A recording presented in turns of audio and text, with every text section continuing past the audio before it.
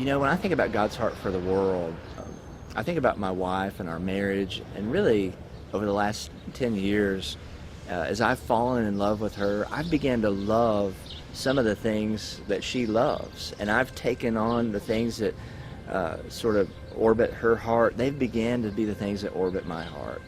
And when we look at God's heart for the world, I think it's simply Christians looking and saying, God, if this is what you love, that's a big enough reason for me to begin to get involved.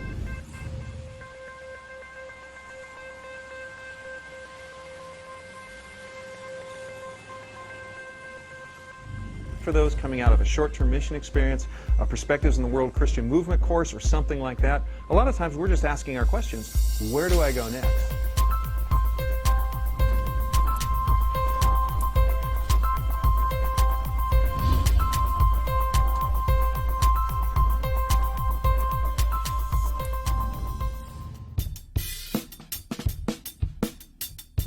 Start out with learning. Man, before we can really be involved in God's heart for the world, we gotta be educated about it and learn about it, learn the needs in the world, and then learn about God's Word, how He views missions. You have to go in with it with a humble attitude almost, and start all over. When I started taking Perspectives, I felt like a baby Christian all over again. Praying, it's so simple, and we don't even think about the impact that we could have. But the Lord uses prayer to open doors that otherwise would not be opened by any other means. We have the ability to take our petitions and put them at the feet of the living God, and He listens to them and He acts on them. I mean, who wouldn't want to be on the front lines of what the Lord is doing to the ends of the earth to spread His glory to all nations? And it's just us being used as instruments, as His hands and feet right on the front lines. We've been teaching English, guitar, computers. Some other short-term teams have come in and taught karate, cooking. Sending is just really saying, man, how can we be those people who are holding the rope for those people who are going out to the ends of the earth?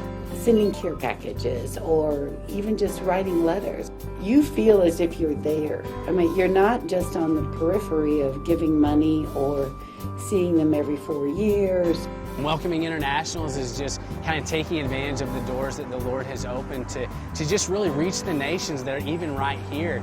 And just, we don't even have to go anywhere. If I meet one person from another country and make them feel that there's one person in the United States that cared for them, that I feel like I've done exactly what God's asked me to do.